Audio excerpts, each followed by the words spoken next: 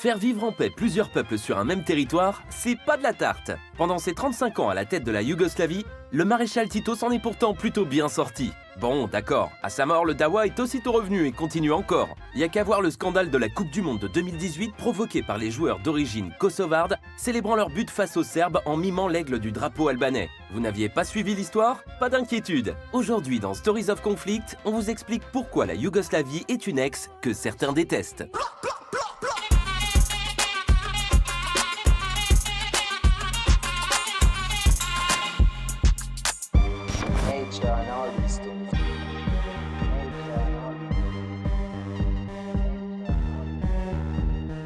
1878, c'est l'année des ruptures. La Serbie quitte l'Empire ottoman et les Croates se détachent de l'Empire austro-hongrois. Puis, en 1918, Serbes, Croates et Slovènes font ménage à trois au sein d'une monarchie dominée par les Serbes et qui deviendra le pays des Slaves du Sud, soit la Yougoslavie en 1929. Tout le monde ne se réjouit pas de cette belle union, et dès le lendemain de la proclamation, un mouvement séparatiste croate voit le jour. Les Ustashi qui zigouillent le roi Alexandre Ier de Yougoslavie lors de sa visite officielle à Marseille en 1934. Sympa le voyage de noces. Quelques années plus tard, en 1941, les nazis envahissent la Yougoslavie et tombent sous le charme des Ustashi à qui ils confient la gestion d'un État croate, incluant la Bosnie-Herzégovine. Les Ustashi prennent exemple sur leurs nouveaux copains. Massacre de villages, conversion forcée, camps de concentration. Mais la résistance s'organise. Les Serbes forment le gros des troupes et perdent plusieurs centaines de milliers d'hommes. À la libération, obtenue sans même l'intervention de l'armée rouge, le maréchal Tito crée la Fédération de Yougoslavie. 6 républiques la composent, la Serbie, la Croatie, la Slovénie, le Monténégro, la Macédoine et la Bosnie-Herzégovine. Né en Croatie, fils d'une Slovène, Tito est le leader de la résistance victorieuse et a la légitimité pour imposer la réconciliation.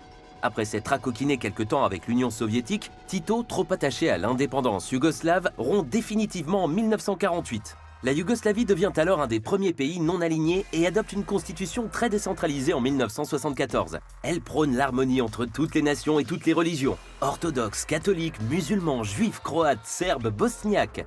Le polyamour semble fonctionner. La Yougoslavie constitue alors un modèle de cohabitation multiethnique et multireligieuse. Mais Tito meurt en 1980 et sa disparition réveille soudain des rancœurs qui avaient été contenues jusque-là. Les difficultés économiques que connaît la Yougoslavie et l'arrivée de Milosevic au pouvoir en 1987 en Serbie accélèrent les tensions. En vraie dominatrix, celui-ci joue à fond la carte du nationalisme et de la centralisation des pouvoirs à Belgrade, ce qui ne passe pas du tout auprès des Croates et des Slovènes. Et certains en ont marre de payer les dettes des autres. Alors qu'elle ne représente que 10% de la population fédérale, la Slovénie contribue à près d'un quart du PIB yougoslave. Il est temps de tailler sa route. Ni une ni deux, la Slovénie proclame son indépendance en juin 1991. Franjo Tudjman, le président de la Croatie, lui emboîte le pas. La Macédoine et la Bosnie-Herzégovine flippent de se retrouver seules face à l'énorme Serbie, et elles suivent le mouvement des indépendances en 1991 et en 1992. Patatras, le mythe yougoslave s'effondre. Sans toit fédéral solide sur la tête, les Serbes de Croatie et de Bosnie-Herzégovine craignent alors d'être traités comme des minorités sans droit. L'armée serbe pilonne les villes croates et bosniaques et assiège Sarajevo. La République fédérale yougoslave ne compte plus que la Serbie et le Monténégro. Et Tito a de quoi se retourner dans sa tombe. L'Europe, qui n'avait pas connu de guerre sur son territoire depuis 1945 et croyait vivre en paix après l'effondrement de l'Union soviétique, découvre alors avec horreur les bombardements de populations civiles, les viols de masse et le déchaînement des violences intercommunautaires. L'Union européenne pense pouvoir devenir un acteur stratégique global et tente de gérer le conflit yougoslave.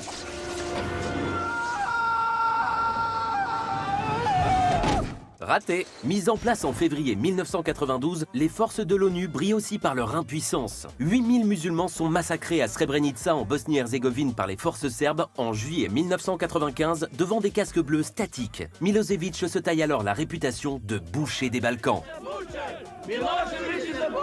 Les États-Unis s'en mêlent alors, et ça ne fait pas un pli. Grâce à leur appui aérien, les forces croates écrasent l'armée serbe. En 1995, les accords de paix de Dayton seront signés sur une base américaine entre les présidents serbes Milosevic, croate Tudjman et bosniaque Izetbegovic. On coupe la poire, en l'occurrence l'État bosniaque, en 3 parties, croate, bosniaque et serbe. Ça sent la galère en termes de cohabitation pour la famille recomposée. Maintenant, vous allez enfin comprendre pourquoi les supporters serbes sont très chatouilleux quand on agite sous leur nez les ailes de l'aigle du drapeau albanais. À la base, le Kosovo est une province de Serbie, à majorité albanaise musulmane et à minorité serbe orthodoxe. À partir de 1997, l'armée de libération du Kosovo prend les armes et réclame l'indépendance. La répression de Belgrade est sanglante. L'OTAN entre alors en guerre contre la Yougoslavie en 1999 pour empêcher un autre nettoyage ethnique. 78 jours de bombardements aériens finissent par convaincre Milosevic de ranger ses couteaux. La République fédérale yougoslave disparaît définitivement en 2003 après accord entre le Monténégro et la Serbie. Le Kosovo proclame unilatéralement son indépendance de la Serbie en 2008. Bilan des guerres de Yougoslavie, 130 000 morts. Bref, un divorce qui aura rarement coûté aussi cher. La séparation a surtout profité à la Slovénie et à la Croatie qui ont rejoint l'UE en 2004 et en 2013. En Bosnie-Herzégovine, le chômage dépasse les 20% et le pays a perdu 1/5 de sa population depuis l'indépendance. Le Kosovo est miné par la corruption et le chômage et s'embourbe dans des tensions territoriales qui semblent insolubles. Quant à la Serbie, la plus yougo-nostalgique de toutes, elle n'est clairement pas remise de ses cocufiages à répétition. Et dans cette partie de l'Europe où les frontières ont été maintes fois redessinées depuis 2 siècles, il suffit de souffler sur les braises pour raviver la poudrière des Balkans.